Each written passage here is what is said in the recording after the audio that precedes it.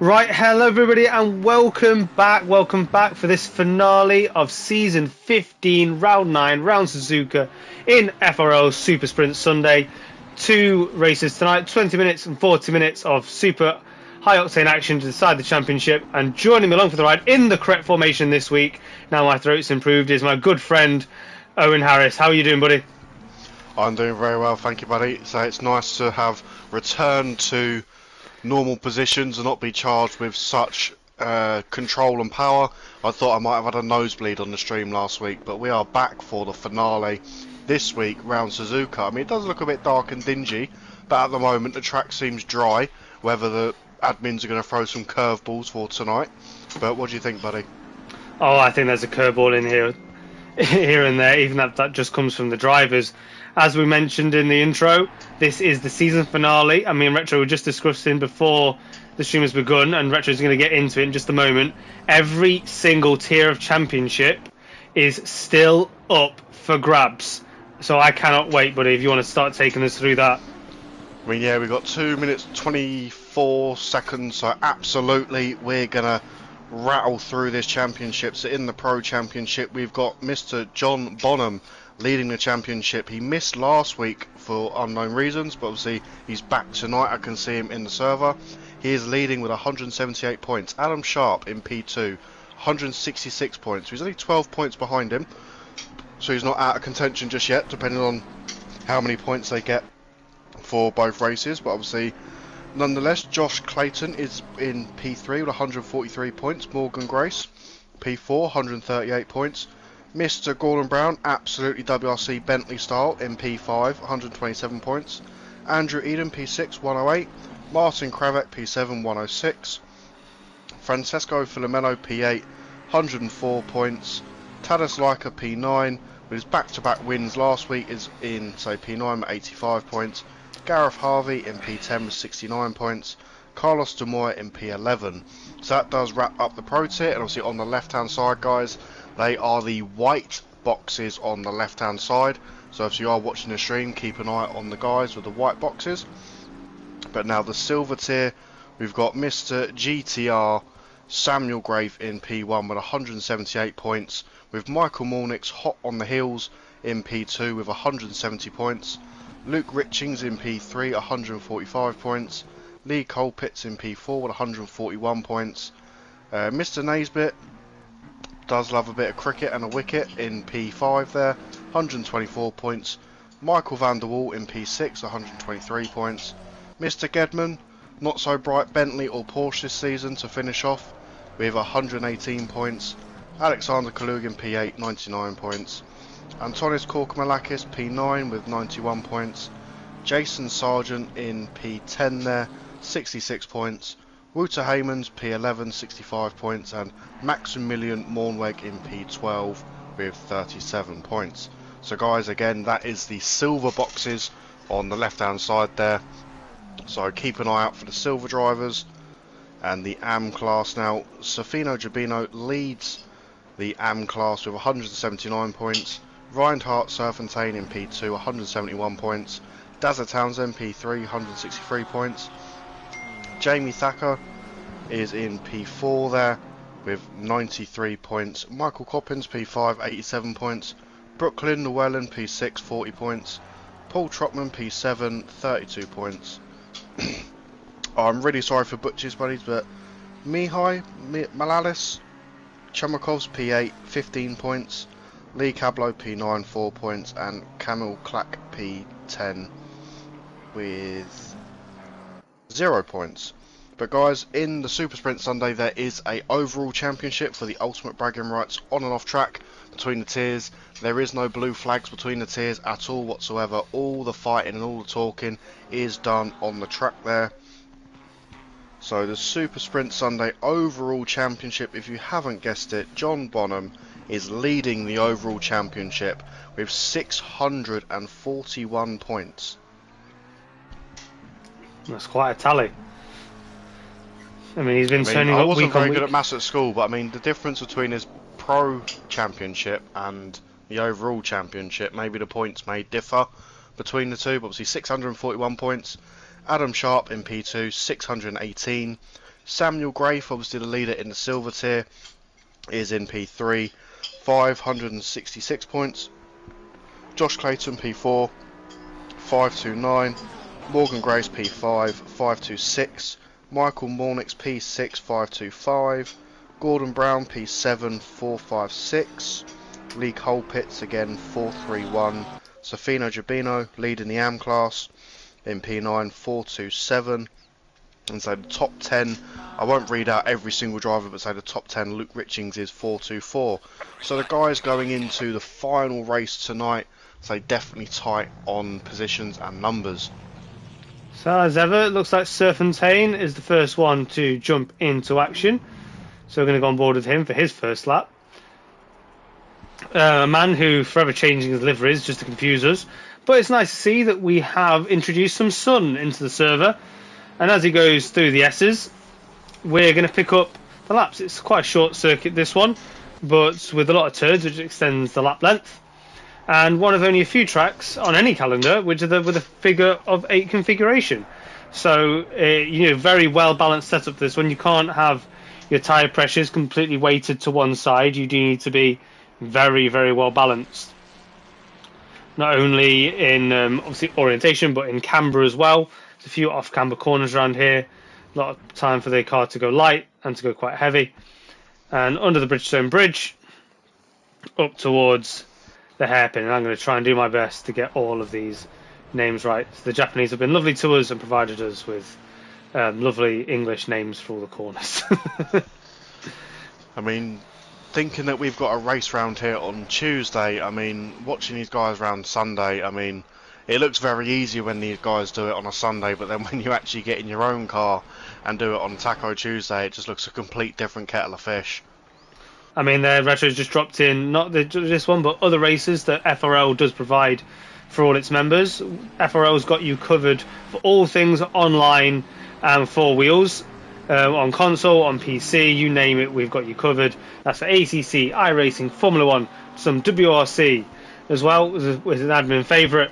We haven't delved into Mario Kart just yet, but maybe one for the future. I think Mario Kart's a bit too advanced for me, I think. So yeah, if you are looking to get involved with some top tier racing, big grids, get into the comments, drop the admin's message, and we'll be sure to reach out with you with Discord invite. But Serpentine is about to throw his nose into the first corner, which is called the first corner in my book. I mean, that's a good start, buddy. It is literally called the first corner. Not just turn one, it's also called the first corner. And now he flies through the S's. You've really got to watch your gearing through here. It's very easy to start hitting your limiter if you drop to lower gear. To start rounding here, you want to try and coast it, feather the throttle in a higher gear, and then plant out. Make sure your car sticks its nose around here. A bit of off camber before the camber comes back to you up the hill. There's a Dunlop turn. And now through Degner 1. Don't catch too much on the inside there. Does well there. Runs it nicely over the curb. Out of Degner 2. Keep it valid. It's a lot of tarmac to use there on the outside. And I'll go from the outside. It's quite a tighter turn than you think there.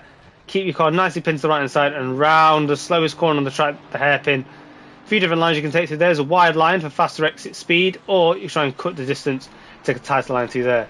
Now keep your car open the steering as possible as you come down towards Spoon Curve.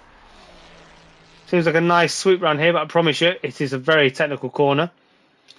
Pinch the inside, let the car swing out, feather the throttle around here, and eventually just release the car over the exit curbing and up to 130R. Car performance through the years has allowed drivers to carry much more speed through this corner. Road cars have not yet managed to master taking it completely flat through this turn. Only F1 cars have really managed that at the moment.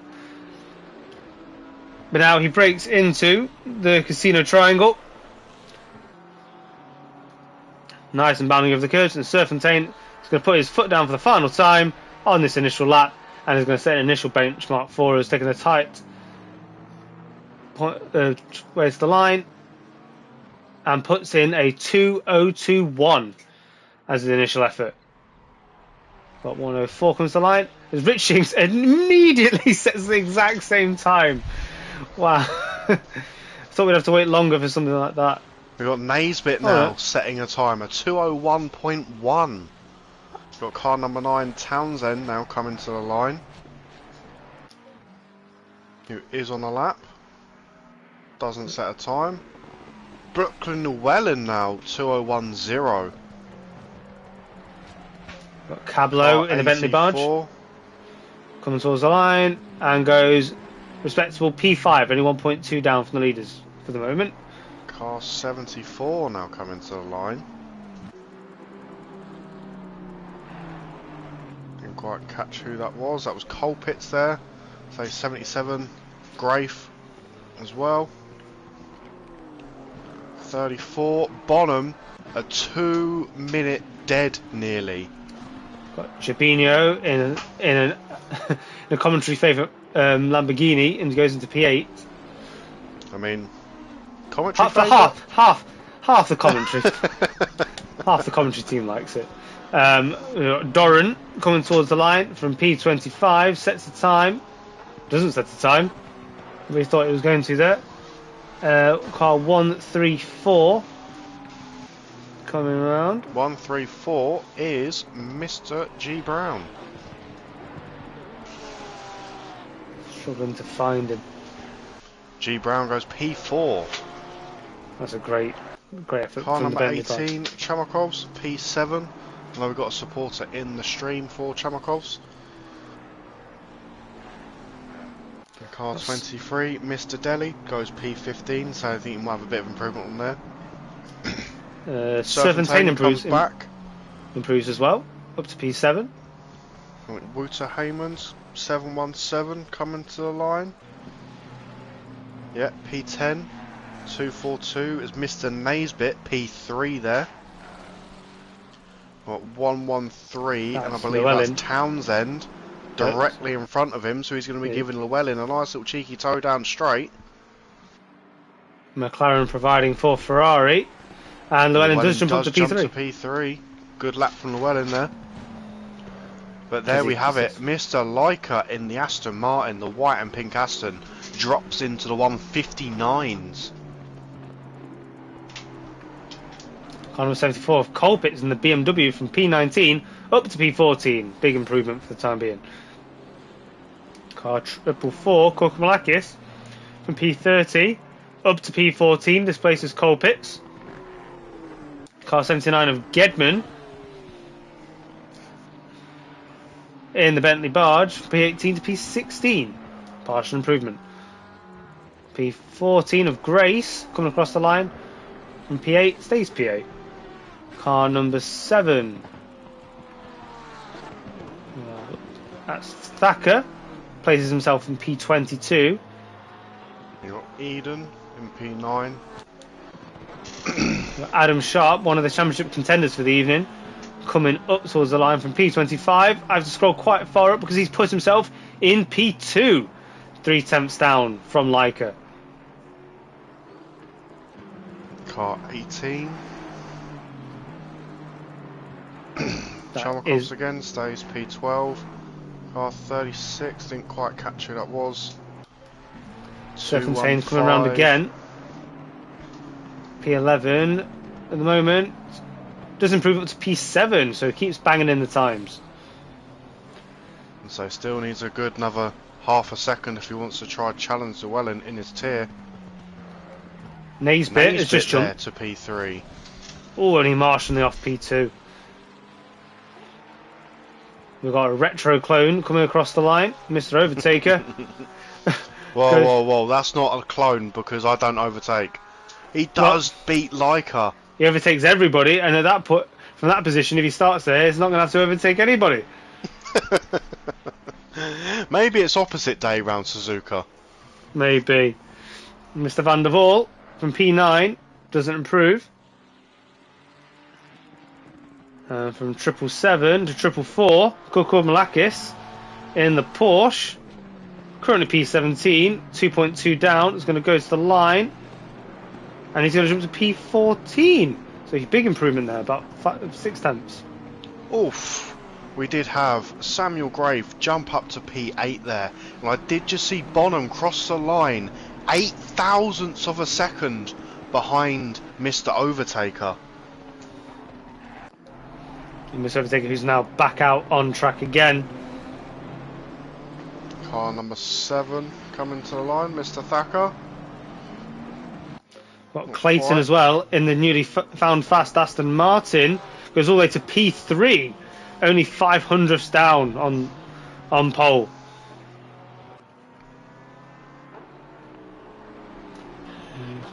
No improvement from Gordon Brown there as he crosses the line in the Bentley barge.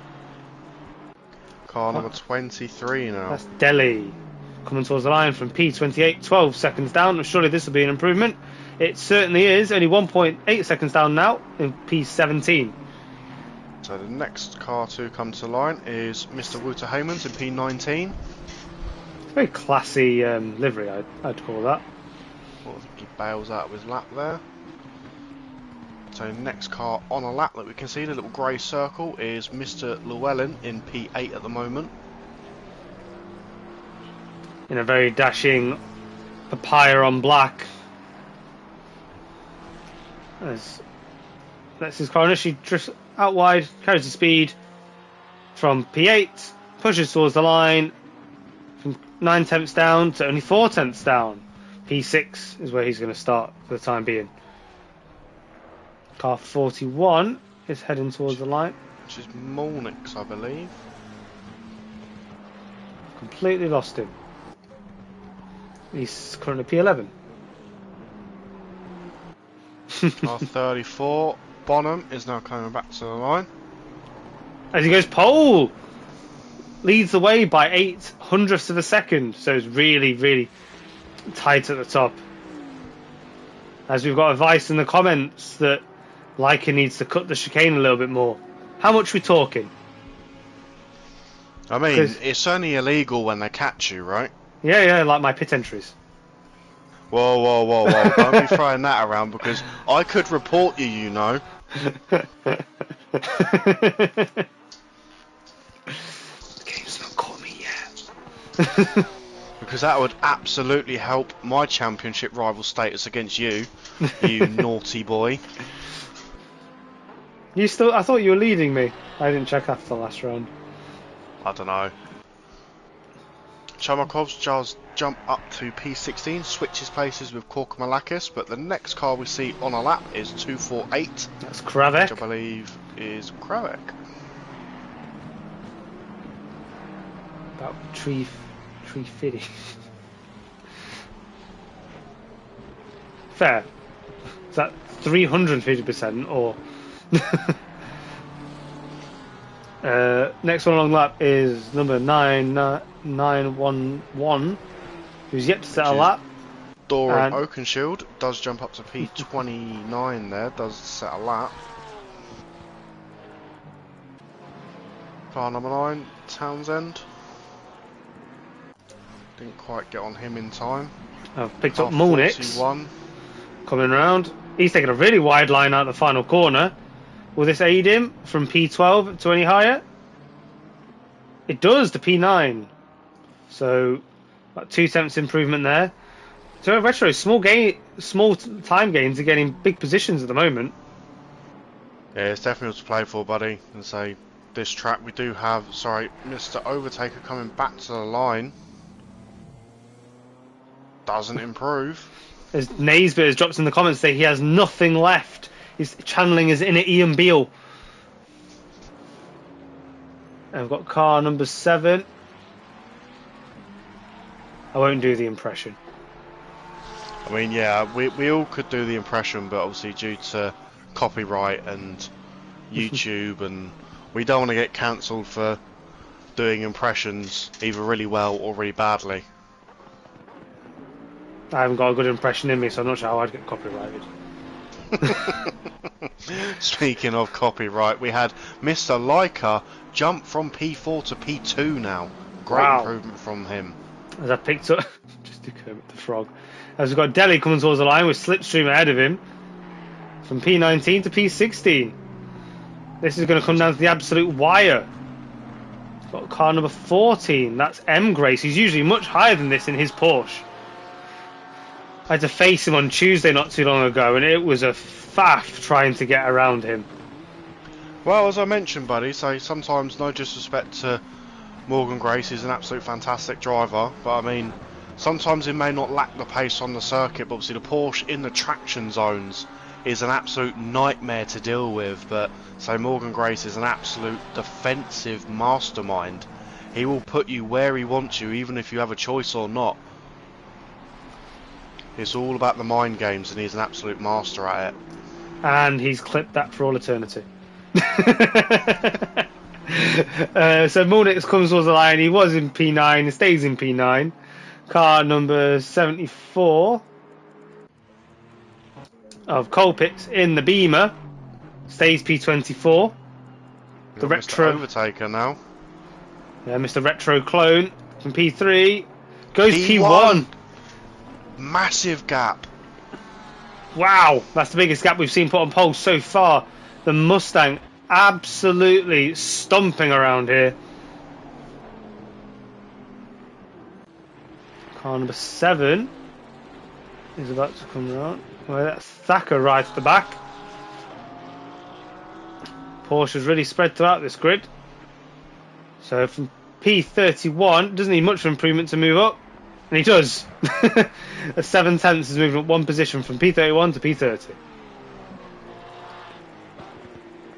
I can see Clayton come around the final bend with another Aston just ahead of him. As he bails out, just about 3/10 down from the lead. So no sign of improvement from Bonham there as he crossed the line. M Grace, who's still sticking it around in P11, comes towards the line again, this time with a little bit of McLaren tow just ahead of him. And does improve to P9. Ooh, very little between him and Kravek at this point. He'll want to get that taken off him. Car number 37 of Sharp. The championship hopeful of Sharp. Currently 6/10 down. Is there improvement to be had as he crosses the line now? No improvement. Car number 4 coming through. That is G Harvey. The Aston Martin's absolutely romping it round here in the sleek yellow on black livery. Goes from P13 to P8. Great lap by him. Car number 74 coming round. That is Colpitts. Stays P24 still. Serfontaine is coming towards the line now. Currently 1.6 down. Tightens his line. Still coming. No improvement for Serfontaine. Car number 19 is heading through. That is Jabino in the Lamborghini. And does jump from P26 to P21. It's still only marginally. So just behind him we got Cablo, who's now navigating the chicane in the big Bentley barge. P26 just needs a little bit of improvement to jump Colpitts and possibly take the fight to Townsend in his tier. Up to P20. Big jump there for P20. Great lap. Tell you, the barges aren't doing so well tonight, apart from maybe Bonham, the Mustang. Sorry, buddy. Coming back to the line. What can he do? No improvement. Car 30. Filomeno. P29. No improvement from him. I think Korkamalakis is the next car I see. No, it's not. Excuse me. That was 442. I couldn't quite see because the dot was in the way. We've got Van der Waal. P16, no improvement. 911. Missed them. 37. That's Sharp coming round again. This time does improve, but doesn't move up position. He needs another couple of attempts to really start making an impact on the first two rows. Got car number 36 coming around. Who is that? Coppens. 36 is Coppens and 32. He does make an improvement, but stays P32. Car 74 now. That's Colpitts coming towards the line. This doesn't seem to be coming across a power circuit. Owen. I know, mate. It's one of those. It's gonna throw all sorts of curveballs. So especially sector 1 needing to be light and nimble on the car through the S's, but then needing the power for the 130R. Well, speaking of 130R, Mr. Overtaker just found, I believe that's Leica coming out of 130R and just managed to get round and avoid him. He's coming around with the final turn again. He's already in the lead ahead of Bonham. Can he improve on this at all? Really put some daylight between him and P2. Not just yet. Still got a little bit of time. He can do one more lap. Speaking of Bonham, though, he is just coming around himself. He won't get another lap. This will be his final opportunity to put a time down. He's got 1 point. Bails out. He bails out. So what about Leica, who I've just picked up in the pink Aston, coming towards the line? Doesn't get the toe he was hoping for from the Ferrari that just peeled into the pits. 0.19 down, bails out as well. Challengers failing here and there. Doran coming towards the line. Currently P24, powers towards the line. Stays committed, stays P24. And takes a bit of the pit exit wall with him. Car number 74 is still coming through. This is Colpitts. Got the whole final sector to himself. Can take the casino triangle with 3. Oh, he jumps the curb a fair bit. But the BMW suspension does seem to have handled it well. Comes back down. Tries to deploy the power wide on the circuit. That was a long run down to start finish straight, and does jump up to P23. 104 of Richings, who's just been demoted by that lap of Colpitts. In the Ferrari, company 2.25 down towards the line from P26 to, wow, P15, big jump. Got car number 19 coming through. But crucially, will Mr. Overtaker double down on his pole time? Powers towards the line, light to flash in, and does put even more time in there. Ups it to 2/10 the lead over Bonham, asserting some authority. So there you have it, everybody. There is your qualifying timings for race 1 and race 2. If you're not familiar with the format, the qualifying does set the grid for both race 1, which is 20 minutes, and race 2, which is 40 minutes. So after the action finishes of race 1, don't go anywhere. We've got another 40 minutes of high octane racing for you. So we're going to go through these qualifying positions very quickly. So we've got Mr. Overtaker with a 159.2, followed by Bonham in his class in P2, Leica in P3, Clayton in P4, and Sharp fills out top 5 of the pro tier drivers in P5. Llewellyn takes a very commanding AM tier pole in P6. Naisbitt, relatively commanding pole in P7 for the silver tier. Then we've got Harvey back into the pros, and Kravick in P9, and Grace in P10. P2 in the silver tier of Molnix, then G Brown back into the pros, and third place in the silver tier is Haymans, followed by Grafe and Richings 13 to 15 respectively. Serpentine way off Llewellyn, down in P16, but still got a car between him and Jabino, it's his closest competitor. Van der Waal, P17, Jabino P3 in class, P18, then Delhi, followed by Eden, Sargent, Chomakovs, Cablo, Kokomlakis, Colpitts, Warnveg, Doran, Townsend, Gedman, Filomeno, and Thacker and Coppins, and then your lowly commentators down the bottom. So this sets up quite well. I'm not sure. I think this might be Mr. Overtaker's first pole of this championship. So it'll be interesting to see how we manage as a tricky first corner, quite like turn 1 in Suzuka. You do have to carry a lot of speed in, but you also need a lot of car control if you can have a chance to defend.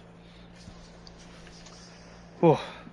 Well, it'll be interesting to see, buddy. So Mr. Overtaker's obviously being on pole, obviously after last week in Barcelona, obviously being so far down the grid, obviously where this track's going to favour the pole position being on the inside or the outside.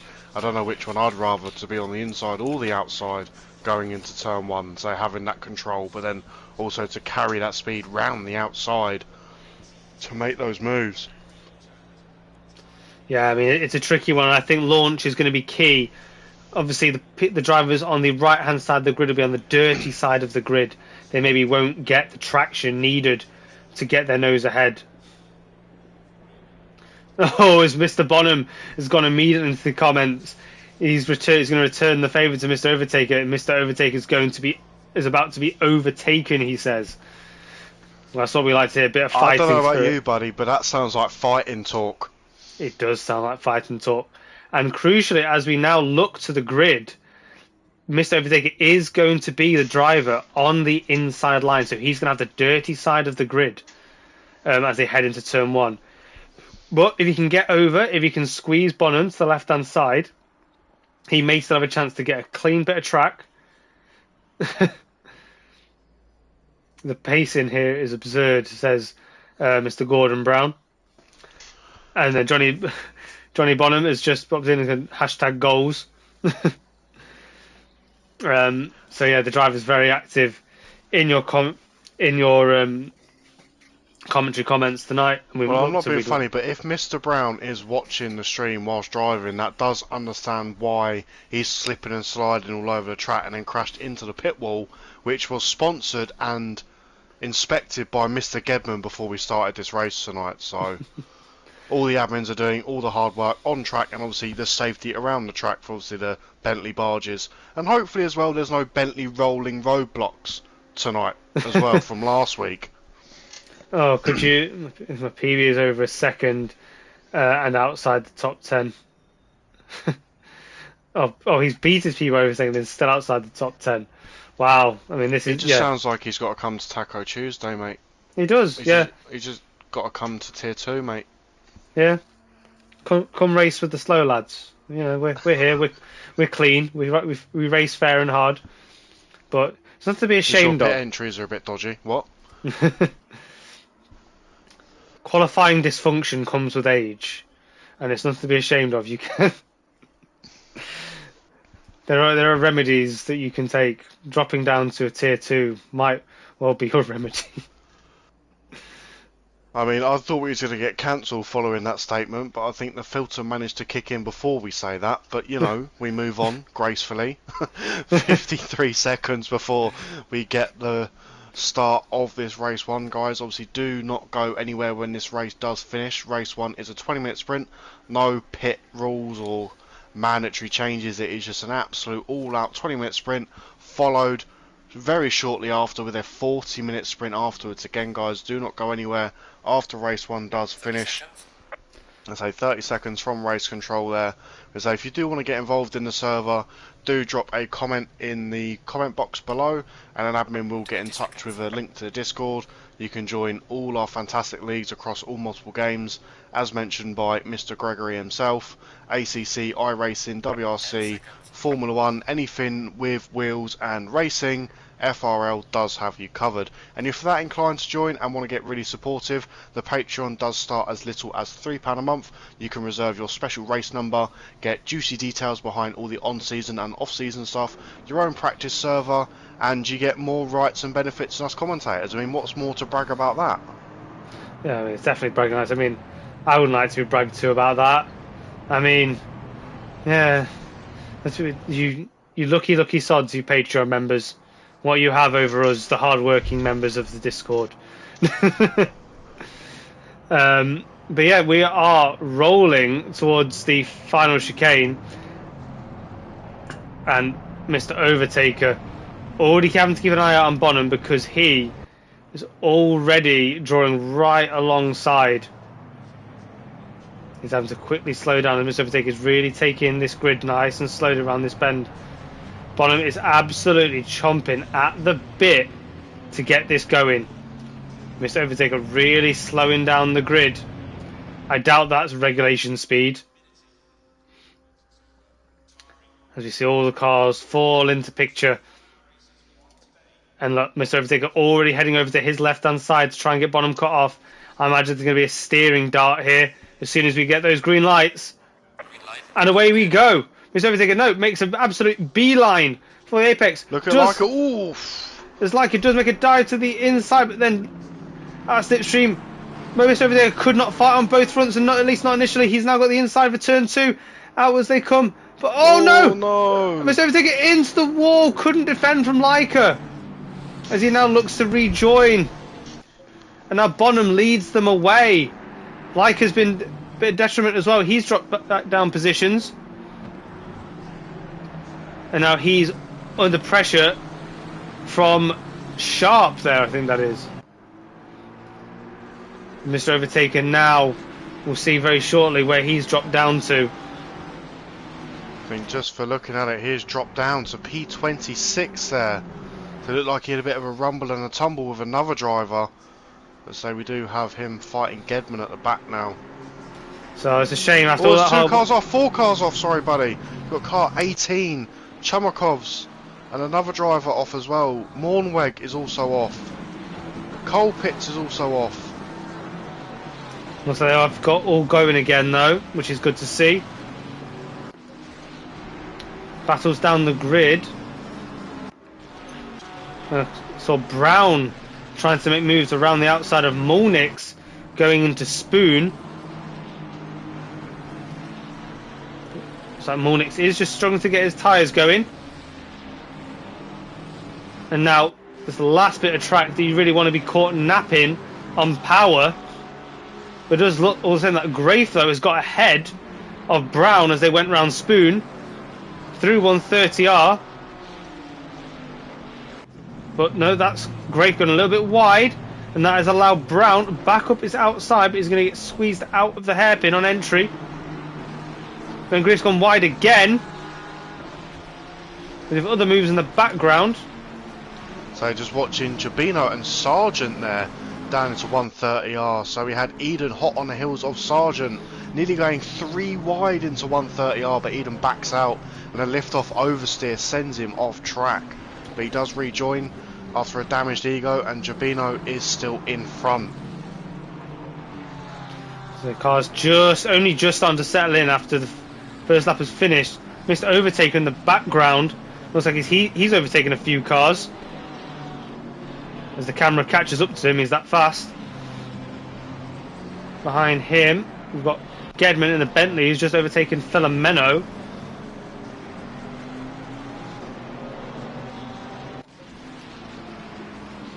Oh, who's that behind? Oh, Jabino! Oh, Jabino! Oh no! Oh no, Jabino.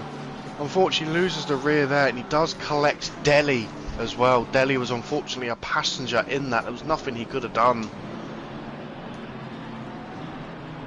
I imagine that's invited Mr. Overtaker to gain a few more positions. This is an absolute charge back to the field for Mr. Overtaker. He's coming back up to P20. After a spin, he was P26. And through he goes on another one. That's Cablo. On to Mr. Overtaker. We did just see, I think that was Gedman that rear-ended Korkamalakis there. So the drivers are definitely struggling with their cars a little bit. It's like quite cold conditions out there. I've picked up Richings, who looks like he's just managing his power a little bit better than Heyman's ahead, using a bit more intelligent lines to come down towards 130R.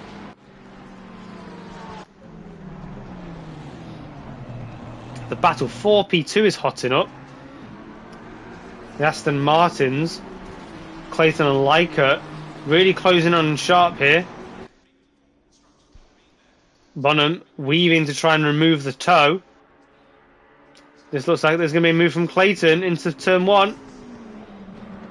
It's a bit too far behind. Oh, who was that going wide? That was Llewellyn making up his own lines going to turn 1. The Grave just starting to drop Brown a little bit in the mid-pack. Bentley's really struggling. All the power-heavy cars really struggling. Another Aston Martin trying to show the car that seems very well suited to this circuit, but as you mentioned in qualifying, he's got M. Grace, the defensive mastermind, ahead of him. Now, where does he position himself coming into the hairpin?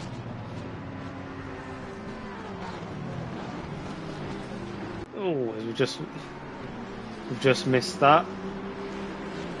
Grace does well to get out of there in one piece. So where we look, there's battles everywhere. I think Clayton is still hanging on to the back of Sharp with Leica hot on the heels. A lot closer is now than the second as we times. have then that's Vanderwall. That's Townsend, sorry, who's had to cut the hairpin. Townsend. And now he's getting eaten up. With Townsend on the inside for Spoon Curve, he's got cars lining up to overtake him. As that... It's Delhi. Delhi taking it wide. Oh, we've got another... Two cars.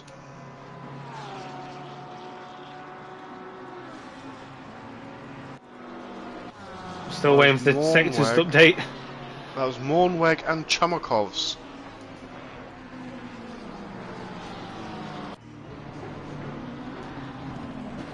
Look at this, side by side, into turn one, Grafe and Mornix, both fighting it out in the silver tier. I think Grafe does get in front of Mornix there. He does. So now puts a car between himself and Brown. Naisbit, the leader for the silver tier at the moment, it's up to P6. The man who says he topped out in qualifying. Doesn't look like he's topped out in the race. He's going strong. Now the Aston Martins are so close on the back of Sharp now. Sharp must be feeling the pressure. Oh, as Clayton goes wide, and that has invited Leica up his inside. Leica's taken that one like candy from a baby. But will there be a return of favour going into the hairpin? No, Leica just seems to hold on to that well. And that's allowed Sharp a little bit of breathing room.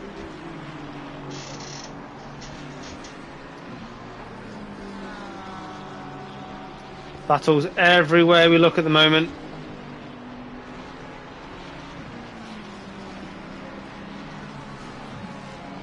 Be interesting to see how much speed Leica has now down the straight.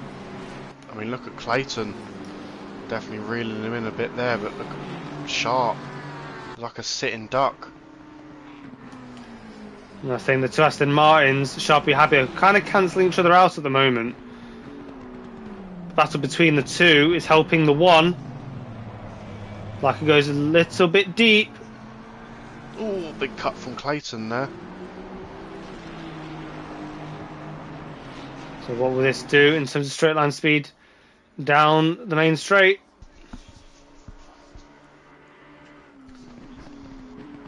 Deceptively long the pit straight at Japan. Especially as you end up carrying so much speed at the end of it. Oh, I think we have Grace, who has caught the back of Naisbit. And I've just picked up that Grace, yeah, it's caught the back of Naisbit. Waiting for my camera to catch up. And that might just help Harvey if Grace is getting held up. Maybe won't be able to defend everywhere that he wants to with a car plonked directly ahead of him. So this is a battle that's going to get really technical very, very soon, especially if Grace can hold on to the back of Naisbit as they bound round Degner 1.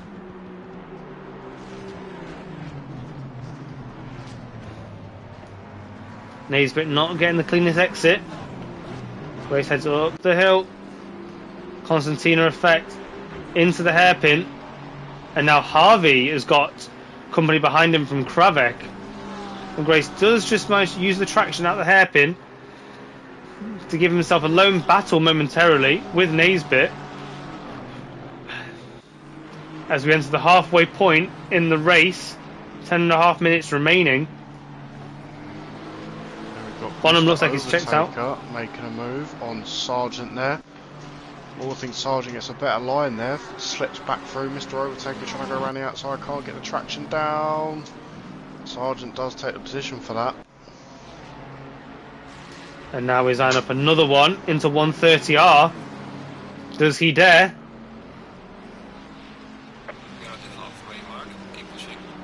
Oh, as we catch Sargent taking a lot of the inside curb in. Kicks up a bit of dirt. Mr. Overtaker takes a very conservative line to the first part of the chicane, which means he can put the power down to the second part, and he's right on Sargent now. Already flicking to the inside, already alongside, and I think this is going to be a relatively simple move by the time he gets to turn 1. As the inside line and cuts in and ahead.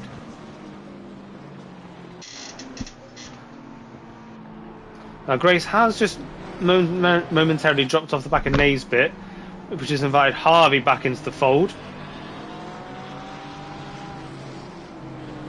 A bit further along the road, Leica and Clayton are still pushing on Sharp. Sharp doing a fantastic job not to make any mistakes as we watch the Astons on multiple different laps making numerous mistakes, especially around Degner 2, where they're losing the rear trying to carry speed. Ferrari just seems a little bit more planted around Degner 2.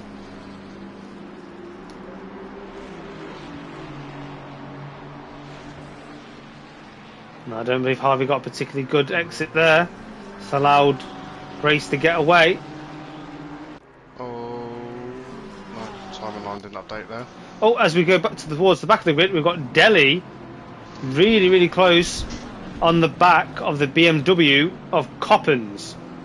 I think I did flick onto that, but the time board weren't quite right. So Coppens was behind Delhi as they went through the timing marker. But it does look like Delhi is going to come back for this. He's not giving up on it. But that BMW grunt is giving him a little bit of breathing room. He's got another BMW just behind. Got a bit of a beaten nose on that McLaren. As we go to Eden, who's also chasing a BMW. Well, I think further up the grid we've got Jabino trying to chase down Thacker with Mornix hot on the hills. Jabino goes very wide, 130R. Jabino takes a bit of curb in there, and again. I think he's going to get the better exit though. Which he does. He's tucked right up underneath the rear wing of Thacker. Sneaking there. Will there be a late move into turn 1? He ducks the inside. Oh my goodness! As both cars get sent off. That was optimistic by Jabino. Reminiscent of Senna and Prost. As they do rejoin back in the positions they went off track. Very sporting for Jabino. Yeah, speaking of optimistic, Leica is still behind Sharp, with Clayton still hot on the hills very behind him. As they went into the hairpin. So Leica was a lot more closer to Sharp. As I said it, I think Sharp's had a fantastic drive out the hairpin. Just picked up Kravec, just dropping a few positions. Not quite sure what's happened to him.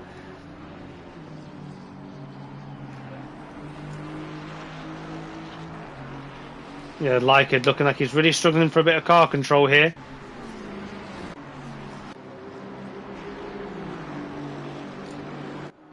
Clayton really trying to pressure Leica. Even using all the track to try and get the speed into the final turns. Ooh, not quite sure what happened there. Oh no, what's happened there from Mr. Overtaker? Even more salt into the wounds down the 130R straight. Returns to the pits. I think he drifted out wide, or maybe a wheel disconnect, not quite sure there, but he is back in the pits. Oh, I mean, what a shame for race 1 for Mr. Overtaker. It all looks so promising. He will get another crack at it though, starting from pole once again for race 2, so don't go anywhere if you're a Mr. Overtaker fan. Now I've just picked up Eden in P15, lining up Sargent down the straight. Already flicking to the inside. Let's not have a repeat of Jabino. It looks like Sargent has used the grunt of the BMW to get back momentarily, but Eden has found the inside again for turn 2. And Sargent using his lines well, maintains that position through good hard graft.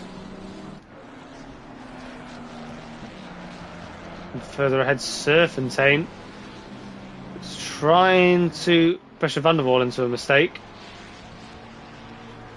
He's not a man you want to irritate. Oh no! I've just flicked through the pack there, and Leica has just rounded sharp. And that has allowed Clayton to move up into P2. Clayton has managed to keep himself out of that and into P2, and that's also promoted Llewellyn. And Grace has gone through now. I think he's trying to wait for Sharp to give him the place back, but that's unfortunate. Yeah, he has let Sharp back through. But a lot of positions lost there from the two previously fighting for the podium positions. As Grace has a massive wobble coming out of Spoon, but catches it. There's a lot of rejigging of positions for the game to do here, so bear with us.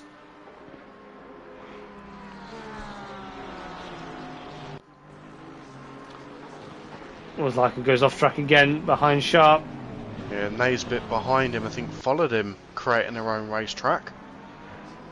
We do have G Brown and Grafe battle slightly behind, getting a little bit closer. If G Brown could stop playing WRC and start playing ACT. Now this gap's been pretty consistent. Race long. Grafe got the position early on. Down straight though. But Grafe seemingly positioned himself well.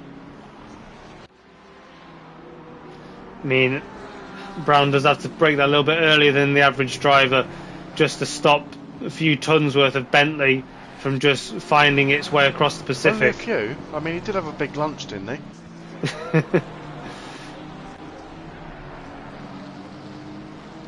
But he persists, and as he has all race long.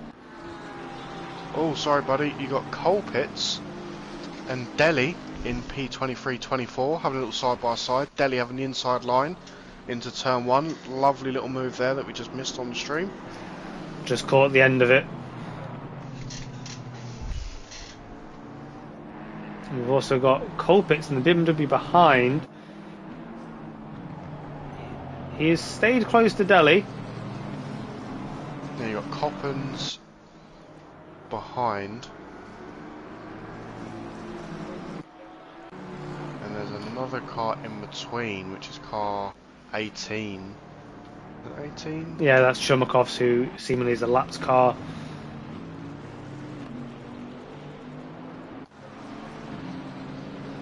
This Sharp trying to fight back is now going to have to come under scrutiny from M. Grace. He's no slouch.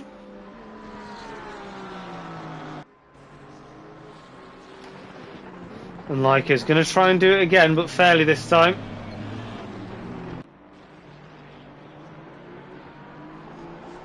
Look at the launch from that Porsche. But Leica doing well to get a tighter line out the final turn, and has just set him up well for a move into turn one.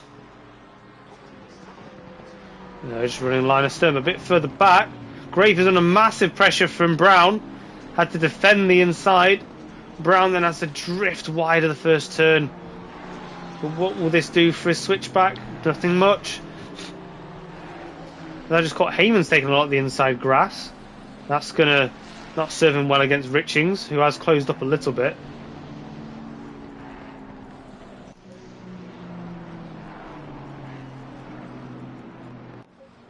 Got Colpitts coming down the straight, trying to pass Delhi back.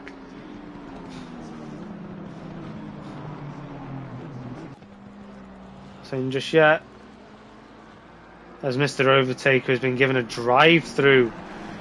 It just goes from bad to worse for Mr. Overtaker. Now in P20, we've got Kravek looking at Felameno with a lot of intrigue. Not much you can usually do around the Degners. I'll tell you what you can do if Felameno takes it as wide as that. So there might be a move on here into the hairpin, turn 11. But it does look like Felameno's got good traction out of Degner too. But it looks like Kravek's doing really, really good in terms of carrying speed through the corner. He's going to try and move maybe up the inside of Spoon, or just put Felameno offline. I think we have missed a lot of Bonham race 1, but he does take the checkered flag for race 1. Congratulations to Mr. Bonham there. And well done to Clayton for holding his nerve. Followed by Llewellyn with a very commanding AM win. Then M. Grace has got 2 cars following him to the line and does come home for P4 over his rivals. Naisbitt raced pretty much by himself. Small off from Grafe. And Brown, you say thank you for a good battle. I believe that's... Who was that? That was Van der Waal going to the wall. Kravik trying to follow Filomeno to the line. Can't make that one. And Cablo. Ooh! What did I just witness? Flicking through the pack there, I saw Delhi go into the pit wall. Looks like his steering's damaged.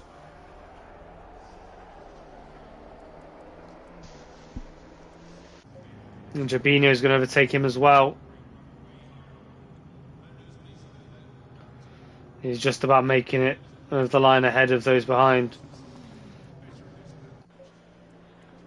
And that is everybody, a very action-packed race 1 now for the longer format going into race 2. Mr. Overtaker is going to get reinstated to P1 for the starting grid. We can't wait to see what he can do now all the drivers have learned their lesson. Oh my goodness, that was very action-packed. I don't know how we're going to do double with that. Mate. It definitely does throw absolutely everything at you. No matter where we looked, there's every little pocket. There's a driver in a battle. So hopefully for race 2, we can keep up the momentum for an action-packed race 2, guys. But don't go anywhere for race 2. It is only going to get more and more spicy as it gets on through the race. So yeah, thank you everybody who has joined us so far. Continue to do so. We're going to bring you lots more action. This is obviously, as we mentioned, the finale. So this will be the end of season 15. There's a lot of stuff to watch in the off season though. If you'd like to like and subscribe to the YouTube channel.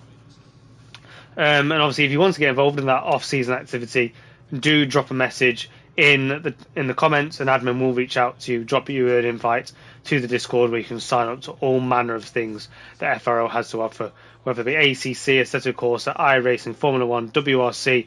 FRL has got you covered for all things four-wheeled racing online. It is truly the place to be.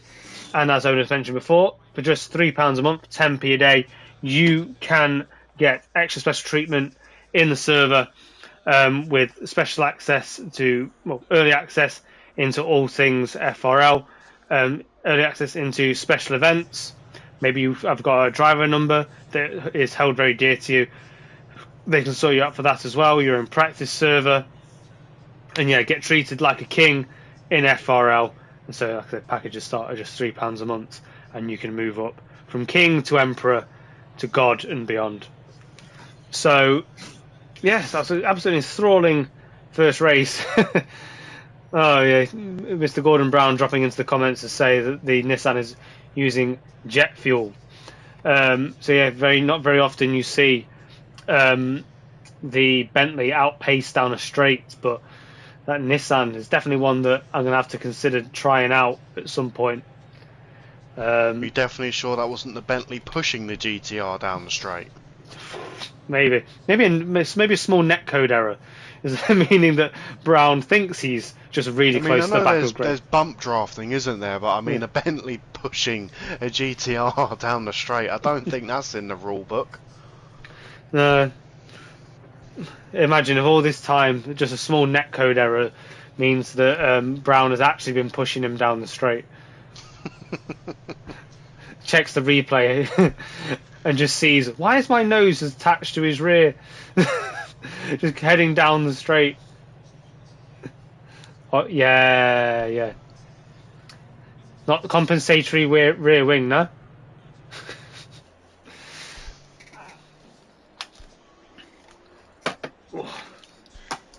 So yeah, don't go anywhere, everybody. We've got plenty more action. The drivers maybe just noticing something in the weather forecast. Maybe they've noticed something in their setup which wasn't to their liking over the 20 minutes. and obviously they'll be adjusting their fuel as an absolute necessity. Nobody wants to pit if they can help it in a sprint race. It's not mandated in this format. So yeah, it's absolutely crucial that everything is set right from the get-go. But obviously, I think what we have to do during this break, Retro, is really pay homage to the efforts of Mr. Overtaker. I mean, he's tried absolutely everything to try and get back to where he started. Yeah, I mean, he was doing really well. I think at one point I did see him up to P14, so he did live up to his name. He was overtaking many a cars to try fight back what he could, but so unfortunately I'm not quite sure what happened to him. But as he came out of, I can't remember the corner name for the life of me, but so you're probably going to throw the corner name book at me, but so the straight down to 130R, maybe he just drifted wide or a wheel disconnect or something, but he just tested the barrier by Gedman. So I mean, maybe it's technical issues or a skill issue, or not quite sure. I mean, I can't really talk about skill issues because I'm full of them. So Mario Kart's too expertise for me. Well, that's probably more the admin's book, because you do a lot of drifting in that, but WRC would be a transferable skill into Mario Kart. Well, I mean, as my mum, bless her, thought she could play Mario Kart because she drives a car in real life. So she thought she'd be really good at Mario Kart, and it turns out she wasn't.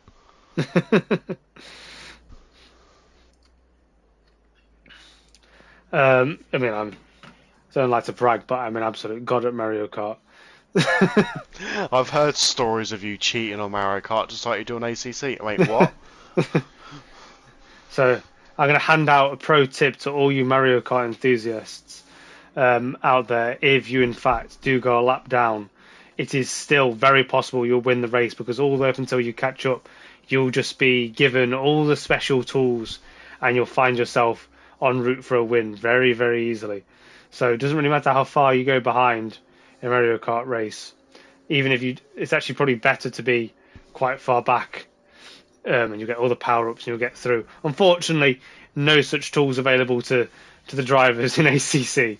No. I mean, you've already had an admin state that a GTR is using jet fuel. I mean, not pointing any fingers, but I mean, jet fuel? I mean, that's new. Yeah, that's new. Fancies someone get blue shell for Bonham, says Gordon Brown. Well, based on where you are, maybe you just drop some bananas. He'll come round again and he'll get one of your bananas. Well, yeah, that's more tactical from, I think, a Bentley barge point of view. If you just like spill a bit of oil or sweat a bit of fuel, because obviously weight saving in a Bentley, I mean, that's pretty more optimistic. You might catch him out, have a bit of slip and slide, black tar style. But seeing as the weather's gone a bit darker, maybe instigate one of the lightning clouds. That often slows the whole grid down, and then you can just fly through, all big, like your Bentley barges. So yeah. So speaking of Mario Kart, I think Mr. Overtaker is definitely going to need 30 seconds. A golden star for another race start for race 2. Obviously, unfortunately, after race 1, he's going to need all of the help he can get for race 2 to obviously not hopefully have the same events repeat itself. Absolutely. Pounding jar. So this time, lights on the cars are engaged. They're all switched on. They're all ready to go. 3, 2, 1. And we're going to get rolling for race 2. This time, 40 minutes. Make the drivers sweat. There'll be maybe a few more things to consider, especially in regards to blue flags, which will be more likely in the longer format. Bonham again pressuring Mr. Overtaker into getting going, and he has none of it. Puts his foot down and shows, you're not scaring me. Decides to warm his tyres up. So as they roll down, it's a long way to the start-finish line. Bonham, like Max Verstappen in the final of 2021, putting himself well alongside Mr. Overtaker. Now taking a wider line. His boxer's going to catch him. Hearing a lot of revs. We've just seen, I think, a car's out of position. I think that might be Leica, who should be further to the left-hand side, but has positioned himself really far over to the right. This must be tactical, but he's technically still to the left of Clayton. At least not now. He's gone ahead of him, and we are go, go, go. Mr. Overtaker gets just as good a start as he did last time. Bonham coming out strong. This time, Leica backs well off. Mr. Overtaker gets much further than last time, and he is off and away. Leica glitching over the grass, but seems to pull it back. But now Leica on the grass again. Out of shape there. As it all seem to be filing through nicely. Got car number 18 right at the back, who seems to have had to back out of a lot. Just see a car across the grass there, rejoins, a bit cheeky, but no drivers were. Arms in the making of this action. Oh, speaking of action, we do have, I think that was Cablo across the grass. The Bentley rescue team has joined him. Oh no, Gedman, Cablo, I think that's Eden, Korkmalakis, Delhi off, and another driver as well. Car 79, no, it was Gedman. So a good 4 or 5 cars there caught out in sector 2. So now we can start going to the action. Now the timing boards have corrected themselves. Timing's oh so close. We're going to try and pick up. That looks like Grace. Grace is making a move into Spoon, but I think he's going to have to back out of it. This was on Naisbit. Drifts wide, invites Mornix into the mix, but then Grace cuts him off.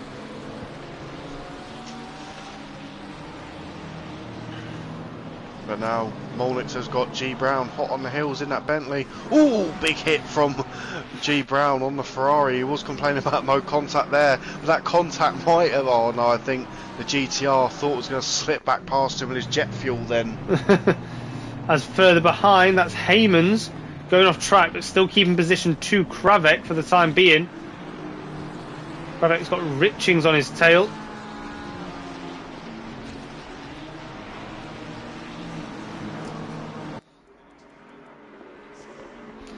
Sharp, very close from the back of Llewellyn, heading into the first turn. This front 7 have managed to drop a little bit, Naisbit behind, and that is Sharp looking a bit waning.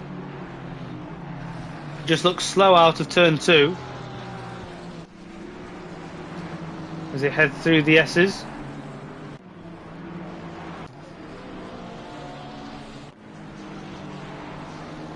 Now Brown will be very happy that he is ahead of Grafe, and he'll know how difficult it is to get past him. He wants to hold that jet fuel in his wake. As Leica across the grass at Degner 2 has to let a few cars by. That's Clayton and Llewellyn, and potentially now Sharp as well. Sharp cuts him off going into the hairpin, and does squeeze Leica out wide, and this is via Harvey into his rear as well.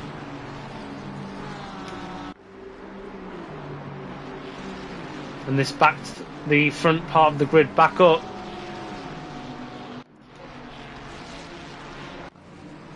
G Brown ever having to defend from Grafe.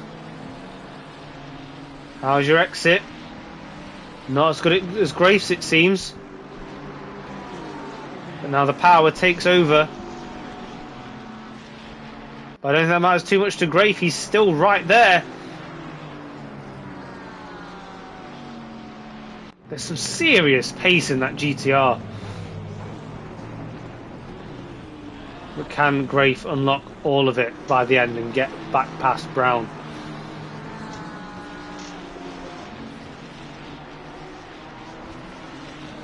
Oh, slightly further down the field, we've got a nice little fight. Van der Waal, Sargent and Colpitts there. Colpitts getting a great exit out of the chicane. And he goes very aggressive on Sargent as they duck out of it. Opens the lineup again. Very well managed.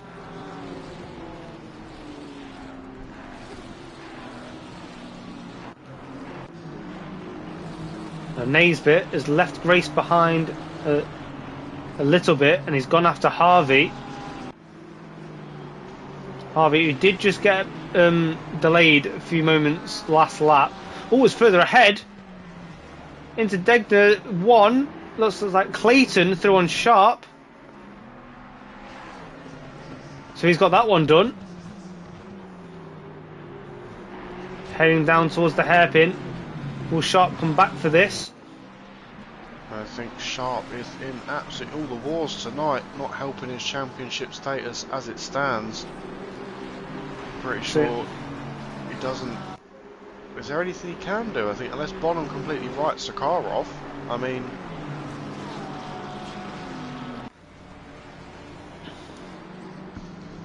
well, we've seen this before from Bonham. He is a fair bit behind Mr. Overtake them at 1.5 seconds, but we've seen Bonham come back at later stages of the race before.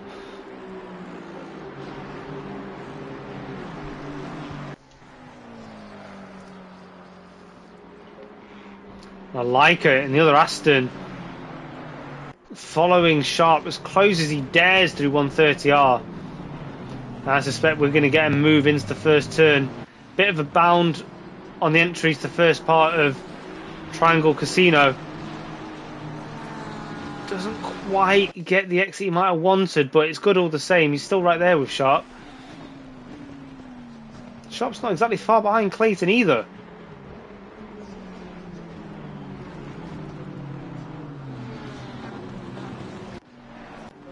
speaking of not being far behind, we've still got Grace all over the back of Naisbitt.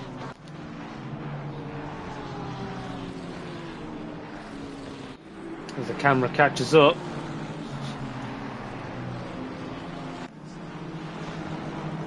And there's a few drivers in this grid that are really benefiting from the tightness of this grid. Very often, if there's nowhere to place your car on the move, you're unlikely to go for it. As I pick up Leica on Sharp, following very closely. I think I just saw M. Grace go very wide. And he starts to regain the car. That's Molnix behind him. Will there be a move into the hairpin? Defends it very well.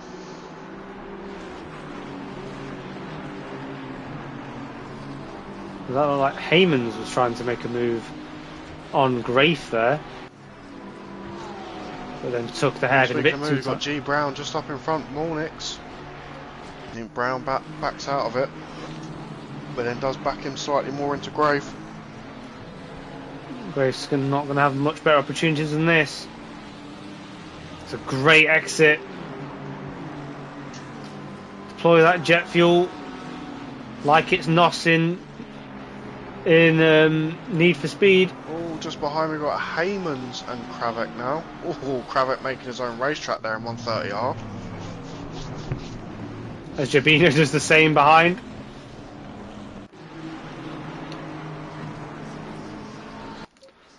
Oh, we've got Clayton up ahead chasing down Llewellyn.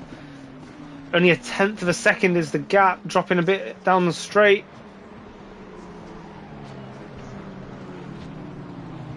Love watching these cars drift ever so slightly around turn 1 as the camber gets picked up. So Brown gained a lot on the pit straight as well. He got very close to Molnix in the timing screens. This is allowing Grace just to build the gap over Molnix, which we're very grateful for.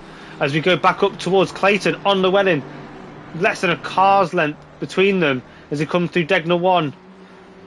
Now the trick is through here, keeping the car balanced, trying to optimise the exit of Degner 2. Look at the launch from Clayton. He's going to make it up the outside. Ooh. Maybe has to lift it a little bit. Oh, almost runs into the back of Llewellyn. Will there be a switchback? Will Sharp get up his inside? He has done. Sharp has got up the inside of Clayton, but then just loses it on pace as he ends up on the outer camber of the track.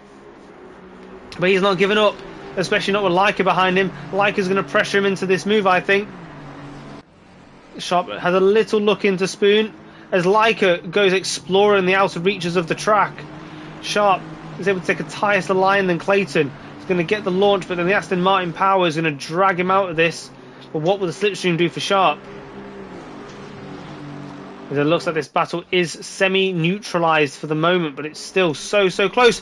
As we see, Leica in the background has absolutely lost it through 130R. And he's off. The car doesn't look too damaged, but no, he has returned to the pits. Unsure what happened there, just seems to lose it completely by himself. Sorry, buddy, we've got Mr. Brown and Molnix side by side in the chicane, but Molnix does stick his Ferrari back in front.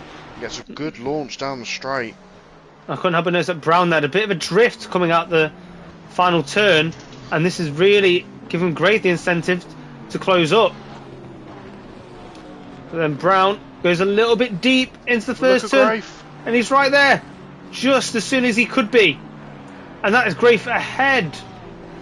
He's been waiting for that one. He's been patient, preying on Brown's mistake, and it finally came. Brown will be absolutely kicking himself that he's allowed that to happen after 10 minutes of solid defence. Oh, sorry, buddy. I think Mr. Overtaker's made a mistake. The gap was 1.5 the last time I saw it. It's now 0.7 behind. Bonham has now taken fastest lap of Mr. Overtaker. So, like I said before, Bonham is so good at looking after his tyres in the early stages, and now here comes the pace from Bonham, the championship leading pace that Bonham has shown since he joined the league early on in the championship.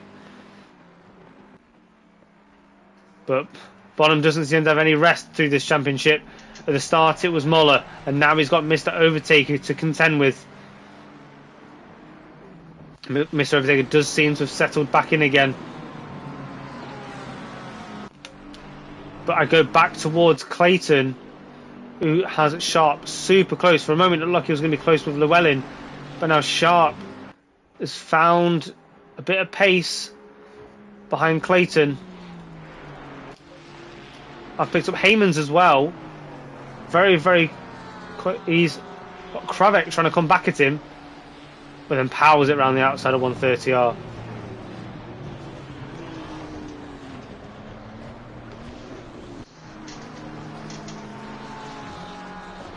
Where's Brown gone? I was just thinking the same. He's down to P16 there for Brown. I do wonder what's happened to Brown. Sorry, chat, that we've missed that. But the man who tried so long to keep Grafe behind him just got from bad to worse. He's lost so many positions in the last few laps. Suzuka does not give the admins any special treatment. Clayton at the moment cannot shake Sharp, but neither can Llewellyn. But Clayton losing ground to Llewellyn every single time he has to bat off Sharp. But this looks like a good Degner one from Clayton. He almost runs into the back of Llewellyn on the exit of Degner 2. Now he wants a good setup as Llewellyn goes defensive into the hairpin. What will this do? Clayton's options. Gets a good exit. And down towards Spoon they go.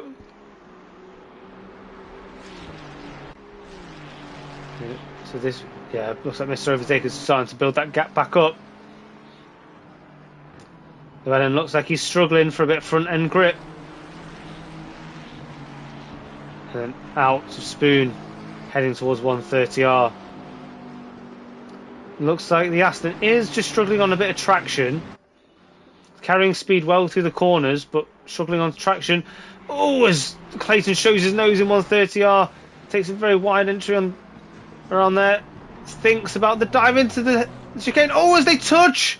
As they end up cutting the final chicane, he's going to have to give that one back to Llewellyn. But what is this going to do for Sharp's opportunities? Sharp's right there. He's got the speed. He's going for the outside line. He might get 2 for the price of 1 here. I think he's already got Clayton. But Llewellyn's being smart. He's blocked him off. But looks like Clayton's going to come back down the inside and has to back out at the last second. So Clayton there missing out on the opportunity to take 1 and has lost 1 instead.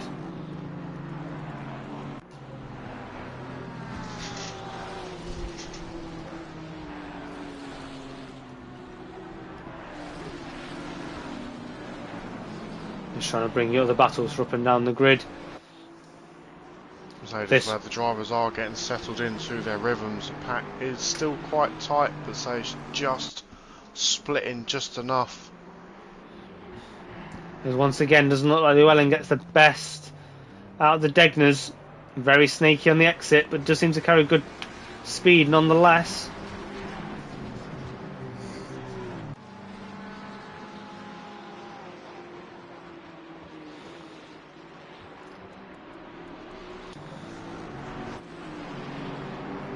So we've gone to Kravek, who's currently still chasing Heymans. These two have been very equal on pace so far this evening. But behind we've got Richings with one hell of a train behind him. And I'm picking up Jabino, who's trying to go around the outside of Brown. Which then becomes the inside. It's the back out going into Spoon. Now the Lamborghini is good on traction, so what can he do against the Bentley barge? Oh, he's going to lose a bit of grip on that curb, but he's right there nonetheless. But then the power of the Bentley holds true. Let's head down towards 130R. I can't seem to make a move as it currently stands. So Clayton is still hanging on to Sharp. So the gap from Sharp to Llewellyn is still there, but say Clayton is closer to Sharp. The run's done a great job here. No, I say that, and the commentator's courtesy goes wide. But does seem to rejoin. Still with some composure. Dirty tyres are going to hinder him through the Degners. He's already been struggling through here.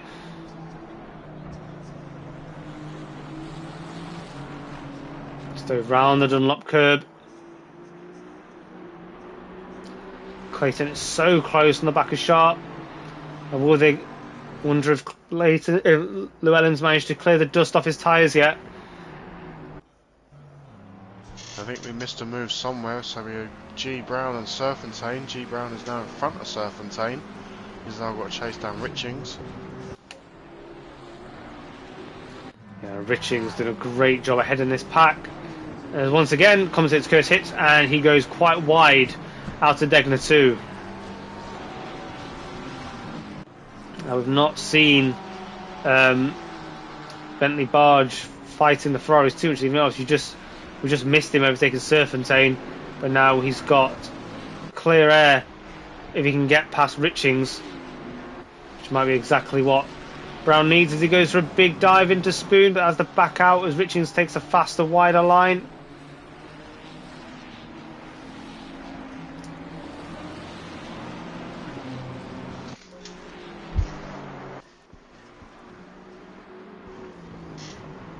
As Llewellyn still backing this pack up for P3.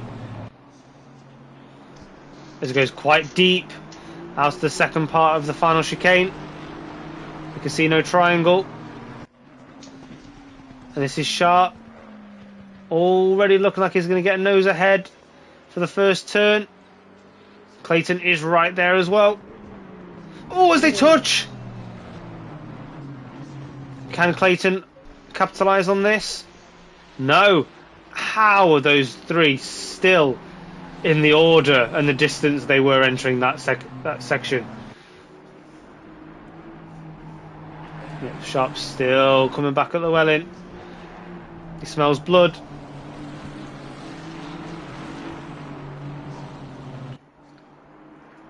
This is an absolutely enthralling battle.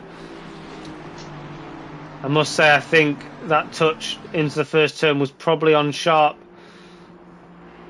Just seemed to turn in too early. Llewellyn once again just doing enough at Degner 2 to keep this fight alive.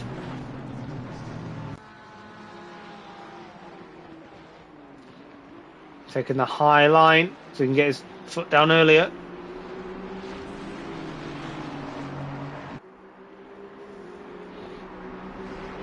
And now this has invited Harvey into this battle. All the touches, all the battling. Harvey has been licking his lips as these three have just floated back into his grasp. floating backwards and forwards into each other's cars, but say another Aston Martin to add into the mix. It does look like the car that you want to be in tonight. As we get the halfway message, doesn't feel like we're halfway. It feels like we're still doing the first few laps with the tightness of the grid. There's been some great battling, but the drivers are definitely settled in with the gaps they're maintaining. So I was just about to compliment Van der Waal for his straight line speed into 130R, but he drifts wide and makes his own racetrack and falls off Sargent. But speaking of Sargent, he's right on the back of Giovinazzo down the main straight. Giovinazzo going very defensive. Sargent flicks to the outside, as does Van der Waal. Sargent looks like he might be able to get this done around the outside if he can hold the speed. He goes off track though. Van der Waal going to capitalise as well. Van der Waal's there. Sargent goes wide again, but then Sargent defends sharply. But Colpitts is absolutely eager for this. He's joined the back of it.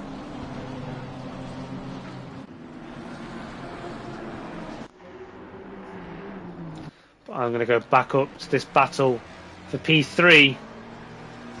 4 cars included: Llewellyn, Sharp, Clayton, Harvey. Not a cigarette paper width between them. Llewellyn doing an absolutely masterclass job in strategic defence. He's not had to make too many moves, but he's managed it through his driver lines, his traction zones, his braking patterns, and just holding everybody at bay. Because I think, especially if you let these Astons through, I think they'll disappear into the distance. Yeah, they've definitely got the pace for it, buddy. We've got Grace, who's been defending this P8 position for a long time. He's got Molnix for company. We've got Mr. Defence versus Mr. Smooth Operator. Molnix very close to the end of the final chicane. He's a little bit deep over the curb. That's going to affect his exit and maybe even put him into the hands of Grafe, who's also closed in on this battle.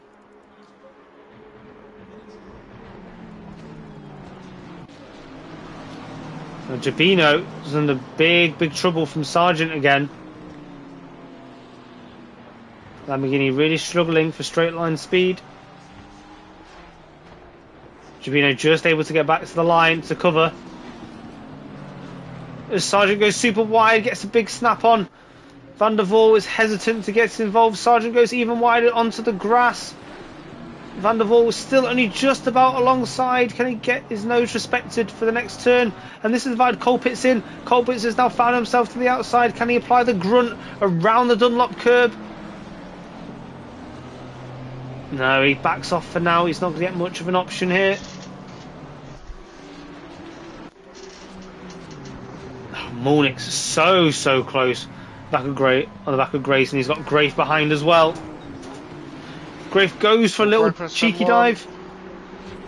I thought they were going to touch them, buddy. I thought I was going to have to close my eyes then. Well, Grafe does just pull out of it the last second to keep all this fighting going.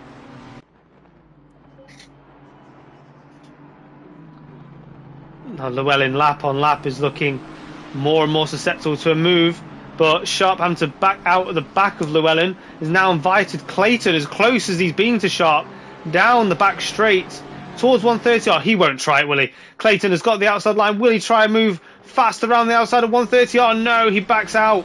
But then Sharp goes deep. Clayton back to the outside. Sharp is able to find a defensive line into the chicane. Clayton clatters the first bit of the curbing for the chicane, and normal services resume, but this time with Llewellyn with a bigger gap than what he went into that sequence with. So this fight very much keeping everybody on their toes.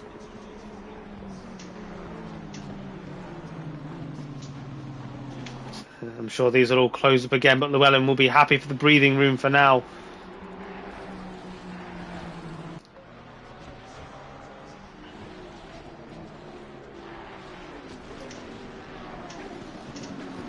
G Brown has found Serpentine again. Still got a little bit of work to do before he finds himself in striking range.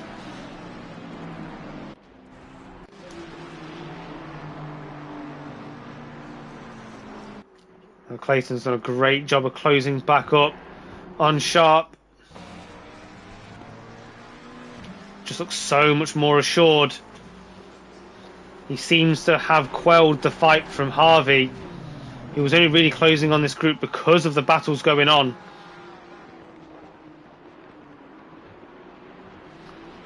He looks like he's lassoed Sharp's rear wing and he's being dragged along for the ride. Picking up Molnix and Greystoke. Still this going on. With Grafe, like with Brown, looking to pick up the pieces.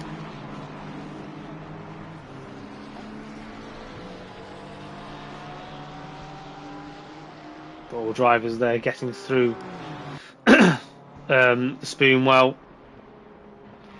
So Clayton's right here again. Can Sharp keep it on track this time? No, it's Clayton that can't keep it on track this time.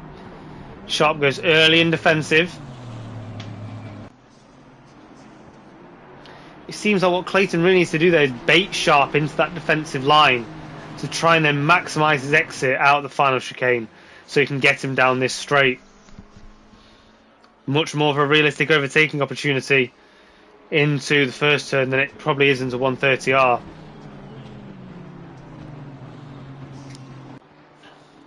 Speaking of realistic, we did have Gedman look for a cheeky move into 130R on Van der Waal, but looks to seemingly back out of it, but he's still just about hanging on to the back of the McLaren.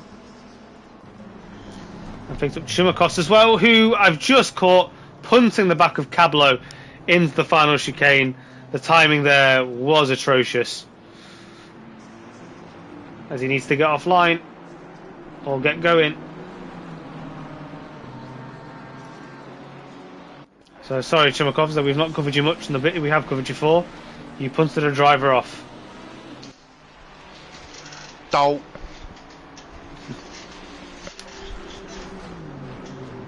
Molnix still can't do anything about Grace here. The Sharp has massively caught Llewellyn. Llewellyn, who had those 3 or 4 laps worth of breathing room, has now caught up once again. Llewellyn, who I've assumed has been on pace at least, the slowest driver out of the quartet, just struggling to really put any real gap between himself and those behind, relying mostly on his defensive skills. But Sharp's not had the best spoon. Clayton has found a really good line around spoon and found some pace. Will there be a move into 130R? Sharp invites into the outside, knows it's very difficult in these cars. Clayton does fancy it. He's going to bait him into this defensive move. No, he doesn't. Sharp is enough ahead to take the normal line. But all the same, both of them take a very heavy bound over the curb. And I think Sharp has come out of that the one better off as he goes back after Llewellyn. And Grave has found himself close to Molnix, and Molnix is to Grace right now. The jet fuel serving him well as he draws up to the back of Molnix.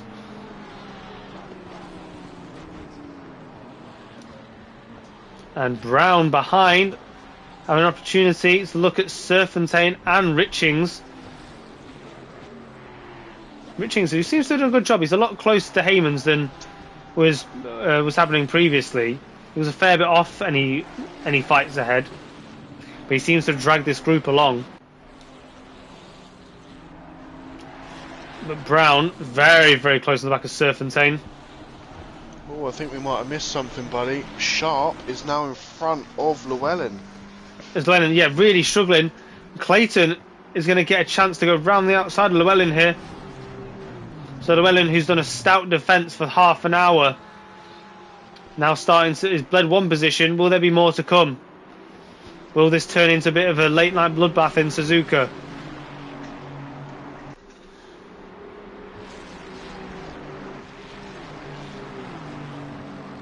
How does Llewellyn's car deal with the dirty air? Now coming from Sharp, who's now off into the clean air. I mean, credit to him for continuing these battles. A man looking like he's not really been allocated the correct tier of racing. As Clayton this time thinks, you know what, I'm sick of being put to the outside of 130. I'm going to try the inside, but then can't get alongside as he ducks out of the slipstream. But he's right there though for chicanes. He'll try someone. No, he backs out of it and slots in. The Ferraris looking like they're just managing that chicane a lot better than the Astons. As now both Ferraris lead both Astons.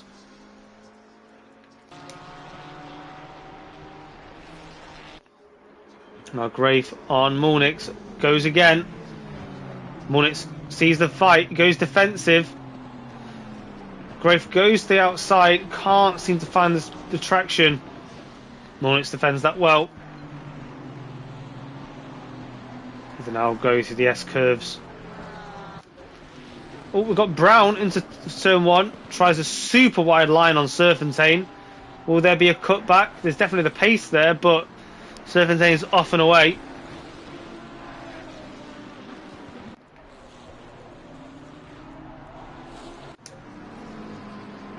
Now round Dunlop curve. Grafe really filling up the mirrors of Mulnix as Grace goes a little bit wide. He did have a bit of a margin built up though before that, so he should be okay. Further up, Sharp is doing a good job starting to drop Llewellyn, and Clayton, momentarily at least, was really close up to the back of Llewellyn on the timing screens.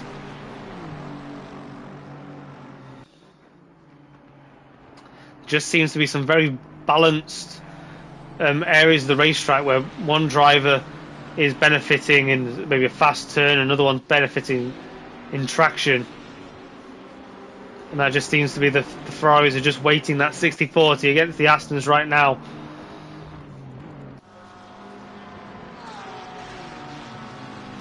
Now Grafe, smart as ever, shows his nose into 130R. Makes up his own racetrack on the exit. Oh, and ahead, that's Mulnix, thinking he could overtake Grace with a bit of overspeed. Well, we saw Clayton try that a few laps ago, and look where that ended up. I think Mulnix did very well to back out of that one. He did get a bit of a wiggle on the exit, which may put him back into the grasps of Grafe. Yeah, here he comes. The speed of that jet fuel. Just seems to find top line speed at the end of the straight. Oh, we just missed it. Serpentine has lost out to G Brown. Yeah, it must have been down the straight. The power of the Bentley barge finally pays off for G Brown. I think he'll. Slightly further back, we've got Townsend and Vanderwall going at it. Battle of the McLarens. As the camera catches up, going into the S's. How do they manage the Degners? I think Vanderwall did just get a bit of oversteer there and did just lose out.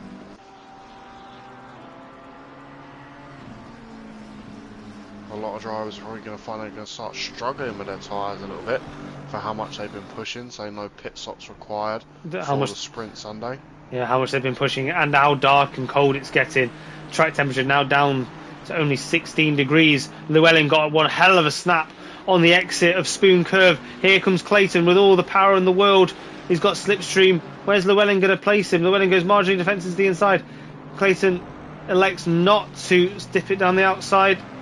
He's going to look for a move into the chicane. Llewellyn confusing Clayton as to where he can dip into. He's thinking, oh, Llewellyn has hopped that curb again. Defensively, Llewellyn's done such a great job. He's not made many mistakes. He's only made one to Sharp. But Clayton can see Sharp disappearing off into the distance, and he thinks, I need to get something done. I need to get it done now. So maybe the Aston just struggling on top line speed. Oof. So he was going to try a lunge one into turn 1 there.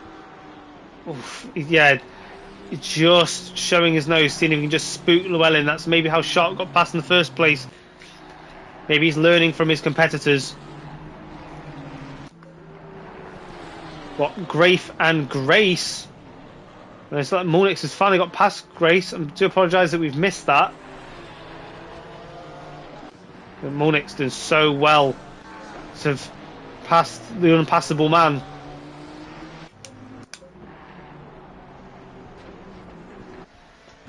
And this battle keeps going. Clayton versus Llewellyn. Just such a well-balanced fight here. Clayton being very respectful as to what qualities Llewellyn holds. He could throw his nose up the inside of several of these corners, but he just knows there's no point. Llewellyn will just drag him out around the outside. As Llewellyn now dropping over 2 seconds behind Sharp. It's a disaster for Clayton here in respects to Sharp. Llewellyn gets another switcher coming out of Spoon.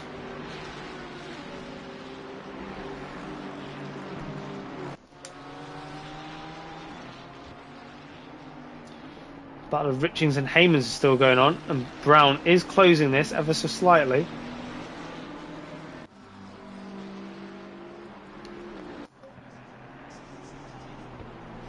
I don't get how Llewellyn is just finding all this traction. I mean, some of his lines have not been as good as Clayton's, but yet he's still able to. It's a great drive out. So just watching him through that final chicane there. Clayton closed doors, sharp shot, and he was right on him. But then come the exit of the chicane, Llewellyn just puts the absolute power out of the Ferrari. But here comes Clayton now in the Aston Martin on the Ferrari. Not quite enough, but he did show his nose there. I think he just backs out a little bit. Clayton is giving him absolutely everything to try and get past him. Yeah, with only 3 minutes remaining, maybe only 2 or 3 laps left to undertake in this race 2 40-minute sprint. This is your finale. We don't have the maths ready to tell you how this affects the championship, but I think you can tell by the ferocity of the fight that they want absolutely everything they can get out of it. I think that's as good as I've seen Clayton take Degner 2.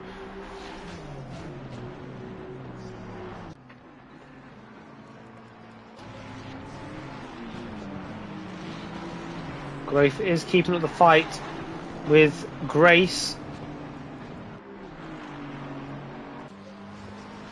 Van der Wall is still giving Townsend a run for his money.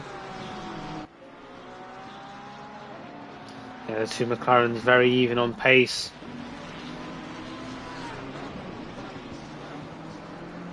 I think a lot of people quite even on pace have found their battles tonight and have found their match. But here we go, once again, coming to 130R with Clayton and Llewellyn. Both this time keeping it within track limits. As there you have it, we are entering the final lap. The leader has entered the final lap. Clayton did not get the ride to the chicane that he wanted. And he'll rue that as he maybe will close up on the back of Llewellyn here, but he's not going to get a passing opportunity into the first turn. What about Grafe though? He looks like he's had a good exit. Looks like Grace is going marginally defensive.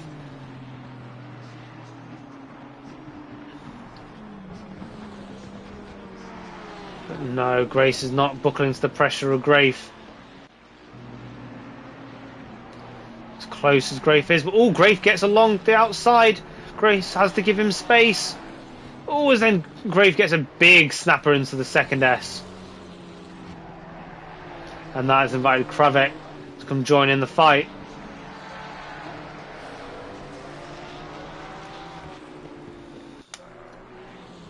So Clayton is still hot on the back of Llewellyn, who was the closest I've seen him in Deg 1, but say loses out in Deg 2. I think Llewellyn is doing an absolute stellar job there. So for the AM class, but to be on P4 on track there, really good result for him. don't think Bonham's going to get his back-to-back win for tonight, as Mr. Overtaker is now finally coming to 130R with 1.6 seconds behind Bonham. Sorry, in front of Bonham even, sorry. So Mr. Overtaker just got to navigate the final couple of turns. And what was ruined in race 1, recovered in race 2. What a fantastic result. Never put his head down. Mr. Overtaker takes a race to win, with Bonham coming home with the fastest lap. Sharp checked out from the battle that it took him a long time to get through. Oh, as behind. Llewellyn's had to cut the chicane. And Clayton is still behind. I wonder if that's going to get reported later on. Does Llewellyn maintain position by cutting the chicane? Hopefully we'll find out sometime after. Harvey, after these two put the hammer down, couldn't quite catch up. And we've got Naisbitt and Mulnix firing towards the line. Naisbitt's going to see that one off, as Grace is going to see off the challenge of Grafe and Kravek. Heymans has got a bit of a chase coming to the line as well. He sees off Richings and Brown, Serfontaine, Jabino. Sargent's had quite a lonely race for the second half, but he comes home with P17. And that will be Peter in class for Jabino. Townsend is going to have to see off Van der Waal, who's been fighting all race long. He will take that. Doran Oakenshield down at P20. And Gedman, the Bentley barge, that seems to have so much trouble this evening, as Gedman goes testing the first turn and sliding into the back of Townsend. And then Cablo to P20, Colpitts to P22 in that very, very battered BMW. Chumakov's in an equally battered Aston Martin, powers towards the line, a lap down. And then Coppins will be the last across the line. I believe Filomeno is already in the pits. So there you have everybody. Thank you all so much for joining us. We're going to see if we can whip some interviews up for you if you want to stick around and listen to those. As we watch some of our drivers engage in some donuts. So forward with Jabino and Grafe. Turn your traction down, spin the car around. Thank you everybody who's turned up for this season, in the cars and outside the cars, in the comments, liking, sharing the stream, joining the Discord and signing up for the Patreon. It's all very much appreciated, whichever angle you come and join us with us on Sunday in FRL. We're going to see if any of the admins jump in first, and then maybe we might get some drivers in as well. Obviously the commentary booth is open for all those who want to attend. But if you do attend the commentary box, you do have to be on your best behaviour. I mean, I get an absolute earful of waffle from Greg every time we enter the commentary box to not swear, not do any profanity, not trademark, not copyright, nothing. But it's absolutely the best. As we do get one of our admins come and join the stream. You had quite a race. Hello gentlemen, how are we? I did indeed. I had some controversial moments and actually some no bad finishes, but I just couldn't get...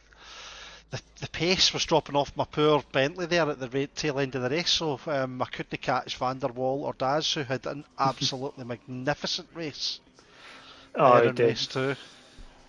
Yeah, I mean, it was a battle was absolutely everywhere. People just from top to bottom of the grid, after the first maybe 10-15 minutes were resolved, people found their match and just battled them all race long.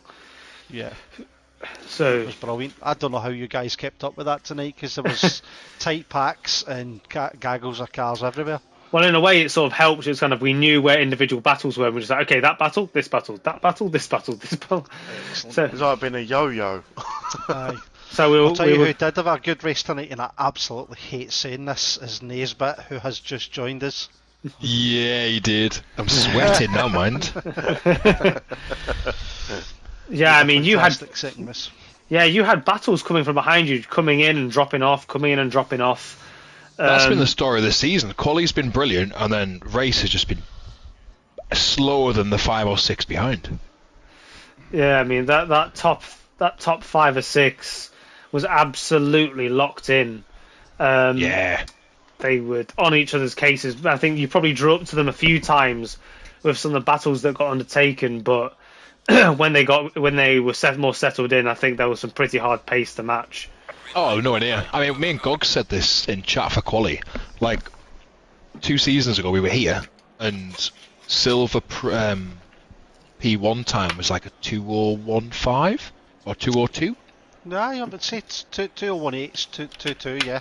The pace now is just ridiculous. Like, it's so quick, so competitive. The fastest I've ever seen on this track is a 58.1, and it was on PC, and it was that guy who races with Jardire. What do you call him? The UK monkey guy. What? Basically, I set up an endurance race, a 3-hour endurance race in Suzuka. He showed up, and he was lapping people doing 58.1s. And the guy that was in our chat tonight, Bonham, the lad for America, he was doing, what would they qualify on? His fastest race lap in race 1 was a 59 59.9. What was his quali? 59.3, 59.4. Nearly into the 58s on console. That is frightening. That's 2.5 seconds faster than any time I've ever seen in console. It's quick. But all the same, Mr. Overtaker was still gapping him towards like midway through the race. Got the gap up to almost 2 seconds at one point. I think a few mistakes here and there let Bonham come back at him, but well, I mean, what a performance was Mr. Overtaker, not getting his head down after the absolute trauma that was His yeah, real name. Aye, but I want to know his real name. I want to know who he is, where's he came from. He's called Mark Overtaker. It's his real name. If that's his real surname, that's the coolest surname in the world, apart from Missile Dogshaft. Yeah, what happened to Overtaker in race 1, guys? We didn't multiple see things. it. So you're gonna see it in the stream. There's no spoilers Yeah. for you guys yet. Don't be like that. So we need to We watch got- that's we a get nice special bit of treatment. There's the marketing. You gotta watch it to see it. See. yeah. Do we also have to leave a like and a comment by any chance as well? Yeah, and you gotta subscribe to the Patreon as Of well. course you do. We already do that. Oh yeah, we Done, pay done that and one. done. Yeah, tick box. Wore the t-shirt. Wear it everyone. Wait, you guys get a T-shirt? There are t-shirts. I've got two hoodies, and I've got a toy that I'm not willing to tell you what it actually is sitting on the desk. That just sounds sketchy. I think That's you not might this have kind of to. stream, mate. We're trying to A little monetize this. car Chill out. toy, a little car toy. Come on. Interesting. The less said about Gedman's little car toys, the better. Listen, you said enough about my grass cutting this evening, and I have not cut grass. Tell them, guys. I've You not watch cut the stream grass. and you can see the dust you kicked up from going on the grass. I promise you, you did. The I think chat you was has in been literally contention. wild. Damn, all With the the chat amount was of mental. dirt and dust that you and Brown were both picking up. Yeah. See, the thing with the Bentley is you can ride those curbs really, really heavy and fast, and it doesn't discombobulate your car. So that I was doing that mostly in the last 2 corners at the chicane. I just kept looking in my mirror and seeing the dust kicking up. But I think, to be fair though, I think we might have to watch it back. I think whether the replay saved on my end or not.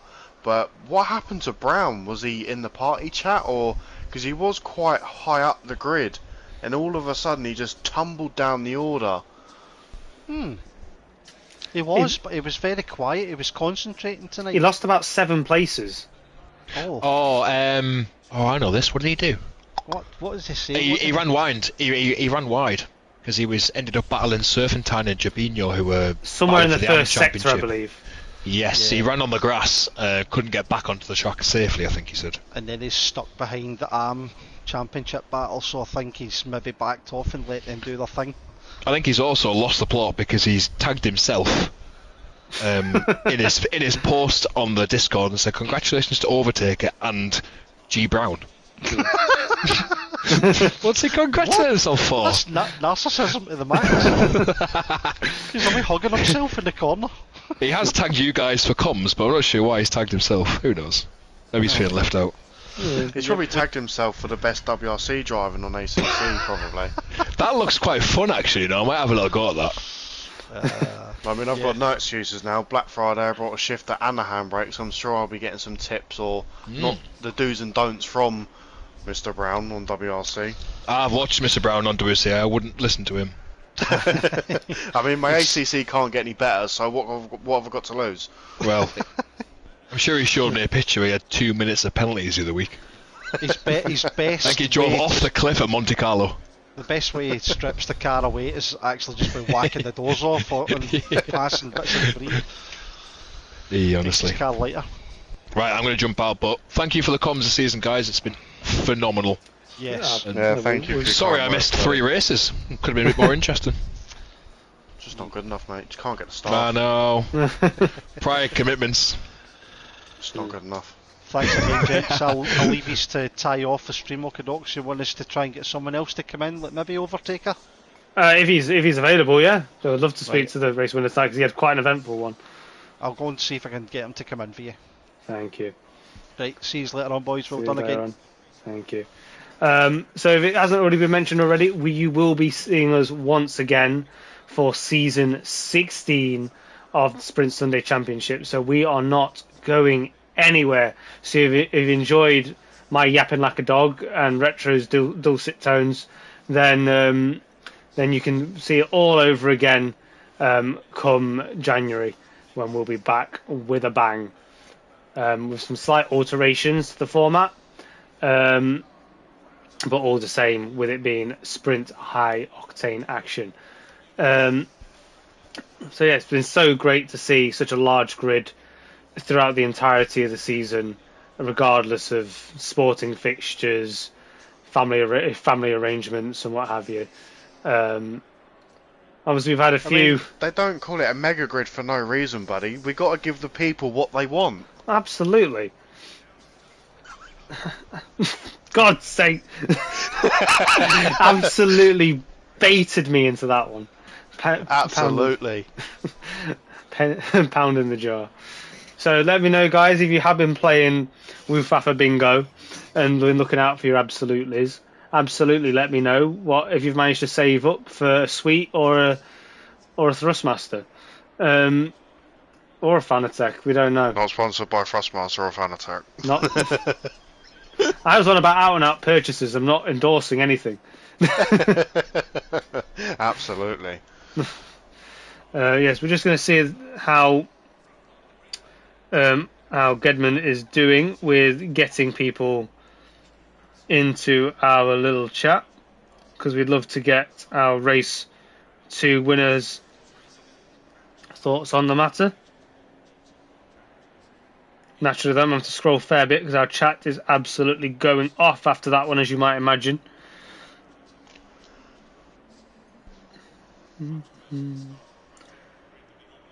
Okay, just a few more. So whilst we are just waiting for, say, Mr. Overtaker to join the party, if he does join, obviously we are doing the season finale for Taco Tuesday this week as well, so obviously stay tuned for that on Tuesday. I'm pretty sure, not quite, whether we're doing a mega grid again or it's going to be 2 separate tiers. Obviously there will be comms for Taco Tuesday, but say do get involved. Say if you want to join the Discord, do drop a message in the comment section and one of the admins will get you a link to the Discord. That's the way we do it. So yeah, we've been running mega grids left, right and centre in Taco Tuesday and Super Sprint Sunday this season. It's been so much fun. Obviously when you have a grid that size, you're almost guaranteed to find a battle, even if you do have some misfortunes throughout the race. So yeah, we're really looking forward to that one, especially after seeing how great the racing has been this evening. So yeah, it's been quite so exciting this evening. My throat is so dry at this point. Well, rest assured, buddy, you're going to have a little bit of a season break of commentating to rest and not have to worry about switching roles again because you can't handle a bit of man flu. That's unless we get called out for any special events. We don't know. Well, Who'd you like never know. Chat. Who'd like to hear that? Who'd like to see your favourite two commentators trying to pick up some off-season work? Anybody? Show us some love. I've only just seen the comment from Mr. Overtaker in the stream. Johnny, I don't think so.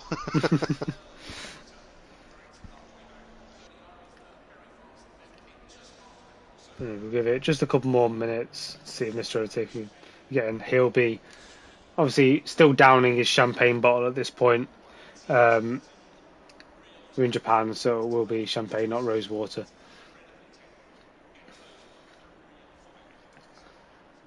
But no, do you know what we can do in the meantime, Retro? We can go through our drivers of the day. The